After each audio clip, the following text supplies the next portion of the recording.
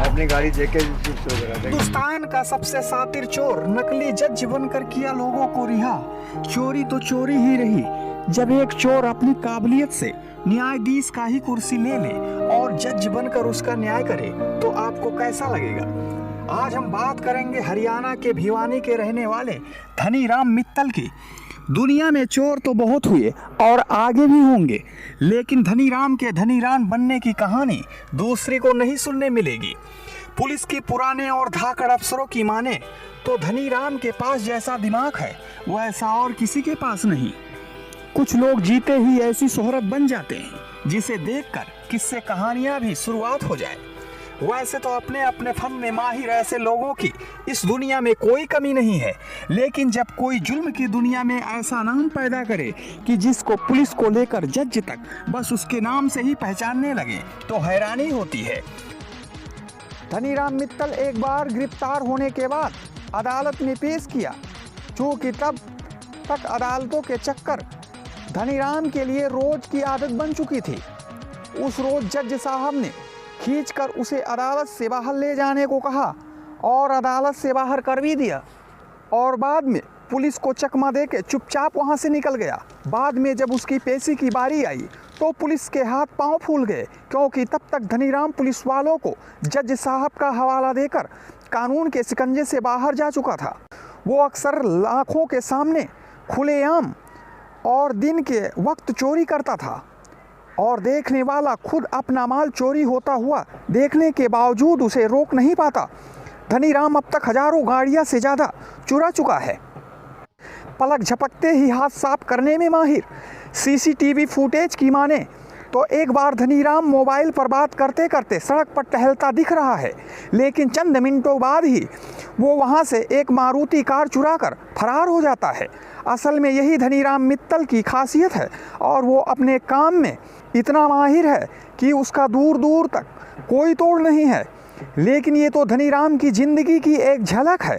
50 साल के चोरी के करियर में उसने ऐसी ऐसी वारदातें की है कि सुनते सुनते इंसान थक सकता है, लेकिन उसके किस्से ख़त्म नहीं हो सकते। समय के साथ साथ धनीराम ने चोरी की अंदाज को बदला। पुलिस की 2-3 पीढ़ियाँ उसको देखते देखते बदल चुकी, पर चोर पुलिस का ये खेल तब तक नहीं बदला गया। वकीलों से छुटकारा पाने और अपने ही केस की खुद पैरवी करने के लिए LLB की पढ़ाई कर वकील बन गया।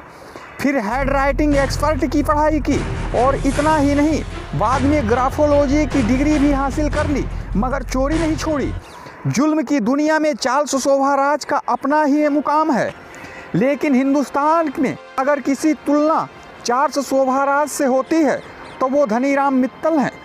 25 साल के उम्र में चोरी का बनाया पेशा। नए दौर के गुनाहगार जुल्म की बारीकियां सीखने आज दूर दूर से धनीराम के पास पहुंचते हैं और उसकी जी हजूरी भी करते हैं।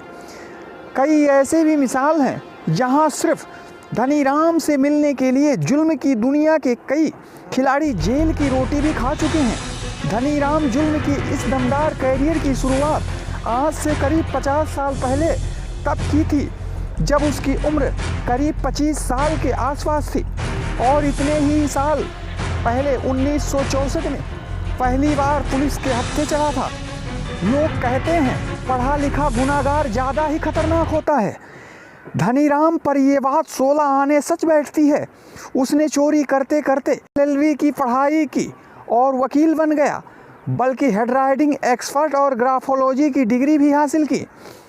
कहने वाले कह सकते हैं धनीराम को पढ़ने लिखने का शौक़ है, लेकिन हकीकत ये है कि उसने जुल्म की दुनिया में खुद को और भी ज़्यादा मजबूत बनाने के इरादे से ही ये डिग्रियां हासिल की। LLB करने से वो कानून का जानकार बन गया और कानून के आँखों में और ज़्यादा धूल झोंकने लगा, जबकि हेड राइटिंग एक्सपर्ट और ग्राफोलॉजी की पढ़ाई कर उसे जालसाजी में महारत मिली, यानी उसको गाड़ी चुराने में और आसानी हो गई। अब वो खुद ही गाड़ी चुराता, उसके फर्जी कागजात तैयार करता और उसे आगे बेच देता। जब चोरी से पेट भर गया तो कुछ नया करने को सोचा और चोरी करते करते फर्जी जज बन बैठा। ऐसा अजीब कारनामा सिर्फ धनीराम ही कर सकता।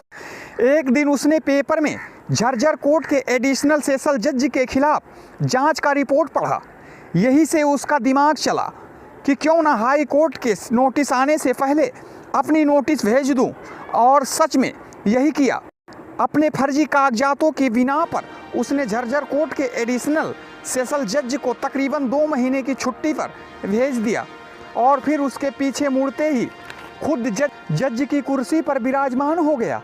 इसके बाद तो उसने कितने को कैसी कैसी सज़ा दी और कितनों को माफ़ी, इसका सही हिसाब किसी के पास नहीं है।